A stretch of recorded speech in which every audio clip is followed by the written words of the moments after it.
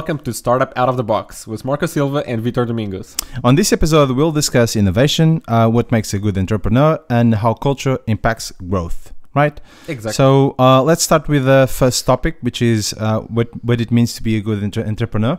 We have some notes from some articles that you shared with me. It's what is it? 15 traits of failing entrepreneurs you should avoid. Yeah. Right. That's kind of signs of. I had a few of them to the list because it was kind of my personal experience to the whole failing situation. So probably start with the first ones, which is all talk, no action. Right. Yep. So that's the kind of the first failure that entrepreneurs have, which is they talk a lot and they don't execute. They don't do anything. Right. Yeah. Then you kind of you might fall for them in the beginning, but quite fast you will realize that these guys are just talk and no action at the end. We know some companies, some startups that are pretty much like that. Yeah, right? they look like the a best. lot of talk, no action. Actually, but they look like the most beautiful unicorns. But you know that in reality, and it's just a matter of time before someone realizes. That's right. Second one, aiming for unreasonable goals, which is having some great ideas, but actually so don't execute them, right? It takes too long to execute them, or it's going to be really impossible to actually execute them in the possible time frame, or even the idea is so far-fetched that they can actually execute them all. So that's kind of the goals, failing goals. Yeah, it's not saying that you shouldn't have far-fetched ideas. Yeah, it's kind of like Elon Musk when he wanted to do SpaceX. Completely far-fetched idea. Everyone told him it was crazy, but when you have goals and you know how to accomplish that crazy idea, you know there's steps. There's a nice way to accomplish that. It's not just about I'm going to the moon tomorrow. You know that if I want to go to the moon, I'm going to need this, and this, and those steps are important. And most of the entrepreneurs that fail don't realize that there are many steps in the process. They just think, oh, I can do this in like a weekend and it's fine. Yeah, that's right. Yeah, 3 months later. Exactly. And 3 months later. 3 months later. Procrastinators. Exactly. Yeah. So I really like this one. Yeah, people that just postpone things and they actually don't do anything. Yeah, it happens to all of us. It does. Not if someone tells you they never procrastinate, you know, they're lying. Like it happens to everyone, but it also comes to the point you have to realize that it happens to you, and what can you do to avoid falling into that trap. So looking for the interesting if you procrastinating, maybe that's because the topic you're working on is not the correct one, is not the most interesting one for you. Maybe someone else in your team should be working on that, or maybe it's the completely wrong idea. Yeah, and you don't want to work on it. So it's a sign already. Exactly. Which comes hand in hand with the other one, which is lack of focus and persistence. Yep. If you don't have the proper focus and the enough persistence within yourself to fulfill those goals, you just get lost and actually you go into the procrastinator thing and nothing happens. What's the next thing I could do instead of this? This is like a chain of things, right? Yeah. So if you don't have the proper goals, and if you have things that are really far-fetched to do and you stop doing them, so it's the kind of a vicious cycle that happens. Well, if you switch lines, it comes to the next one. Yep. Indefinitive excuses. You're just giving excuses and more excuses and more excuses. Yeah, because you don't need to do. You don't want actually to do that. But on the other hand, you feel obliged to do those kind of things because you have that kind of financial.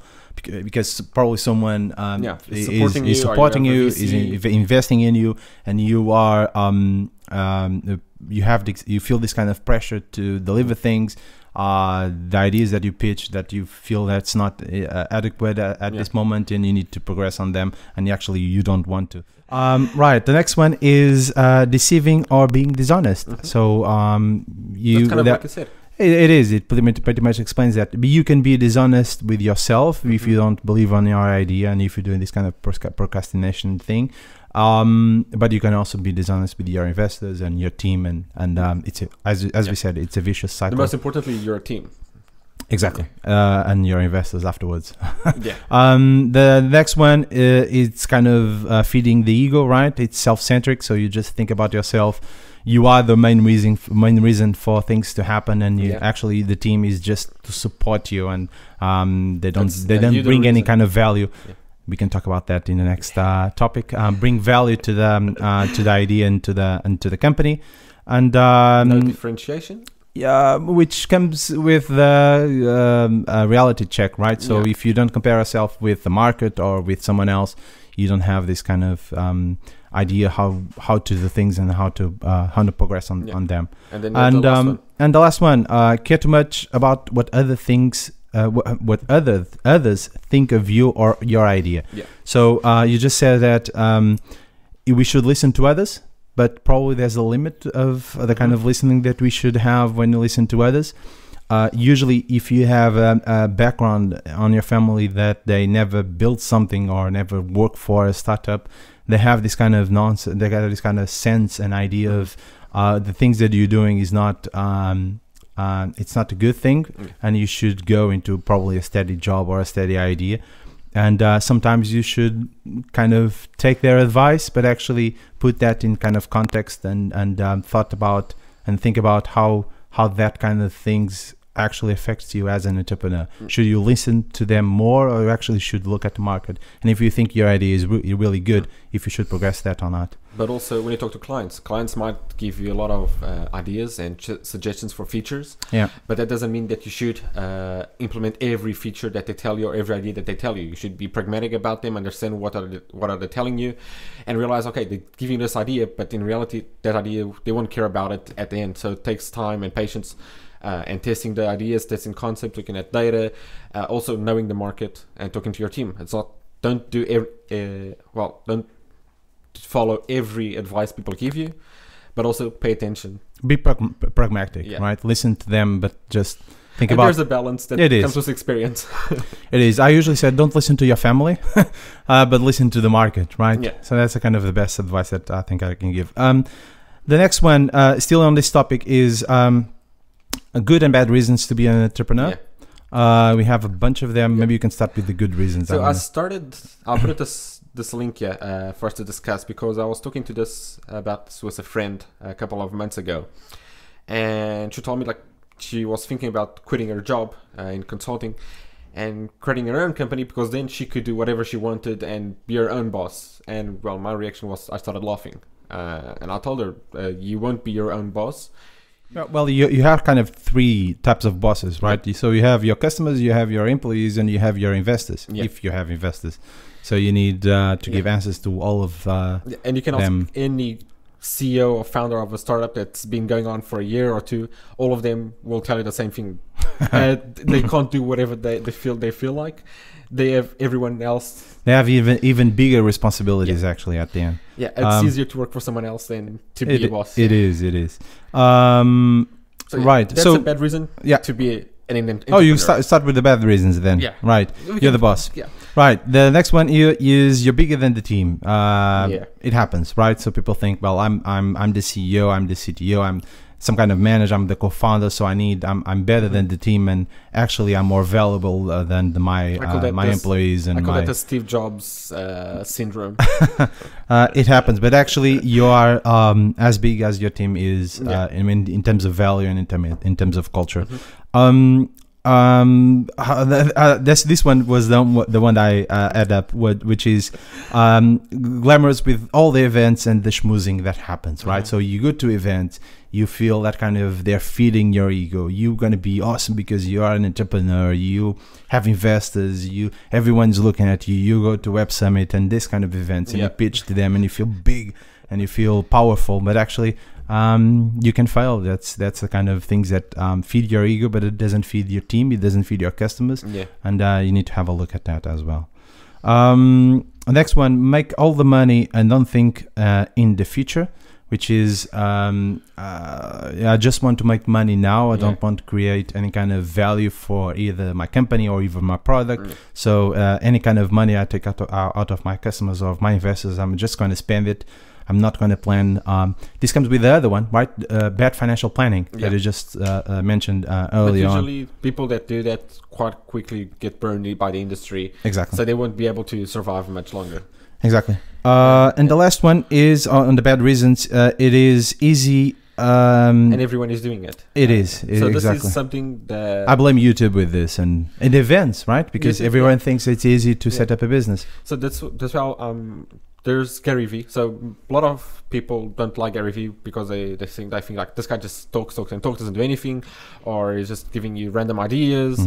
But in reality, I think he's quite pragmatic. Okay, talks a lot of stuff, and for most of people that Well, he empowers people to do something, but And- he also says the otherwise. Yeah, Is that he's you're gonna fail. Yeah, he also tells you you're gonna fail, but he also tells in a lot of events that there are too many entrepreneurs. If you feel good just working for someone else, and you feel powerful working for someone else, and you can create value doing that, and that's where you feel good, then do that. Don't fall into the trap of being an entrepreneur just because everyone else He's doing is it. an entrepreneur, or Yeah. because it's fashionable to be an entrepreneur. Do what you feel comfortable in doing, and not everyone is meant to be an entrepreneur. Yeah. People should realize that quite quickly.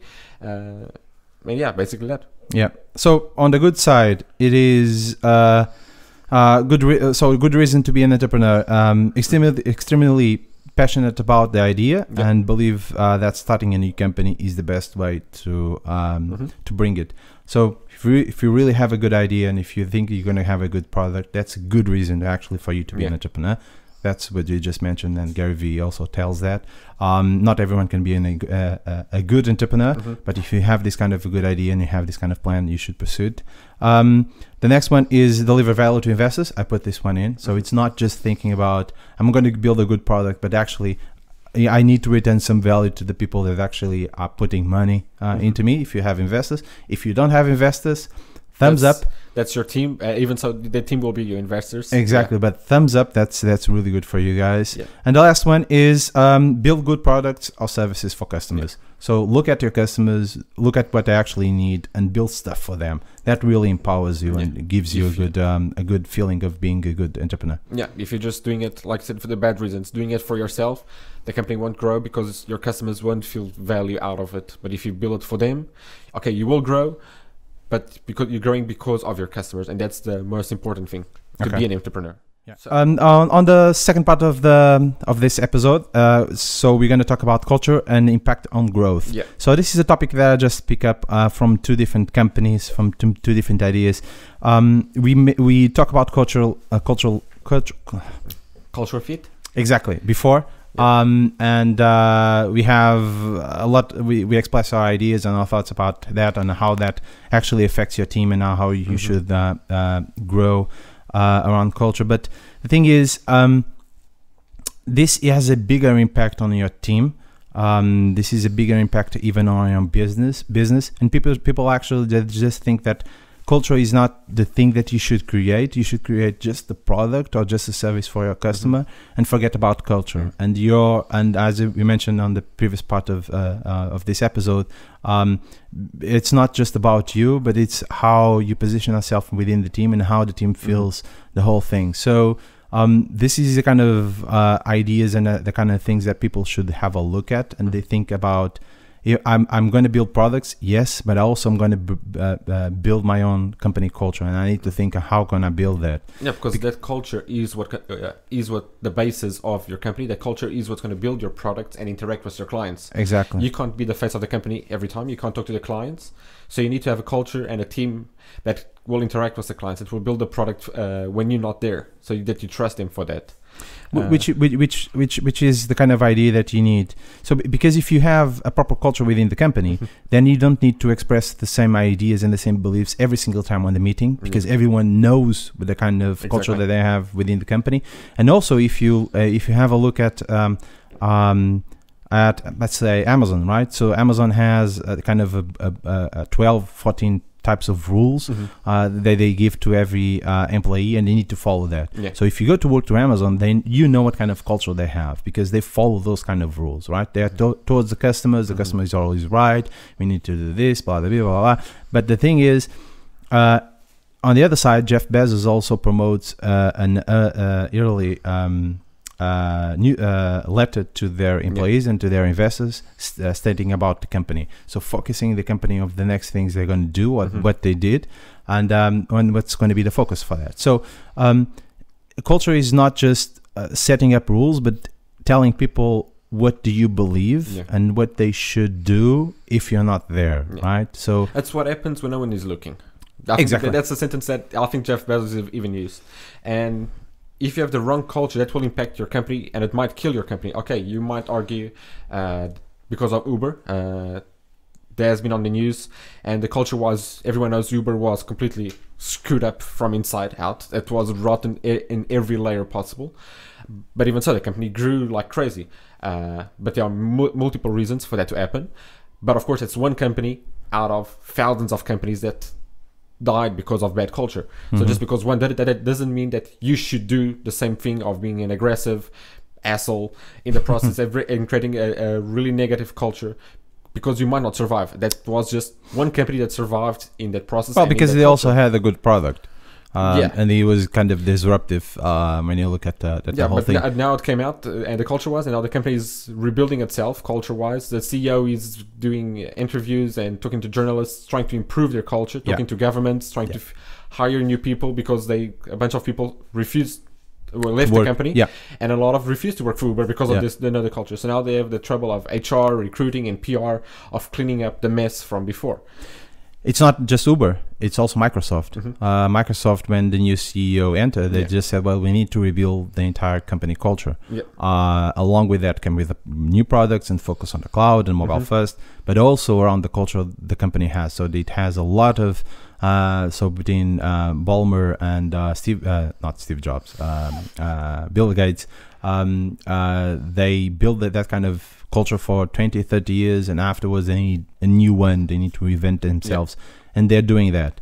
Microsoft just reinvent themselves. They just reorganized everyone around different things. So they're looking at actually their culture. And this kind of article that we're going to share with our listeners, it ends like culture is one of the company's most powerful assets, right until it isn't, right? So that's the kind of, you can't lose the kind of company culture that you have. You need to promote that, and you need to invest in this kind of culture for the future, right? Yeah.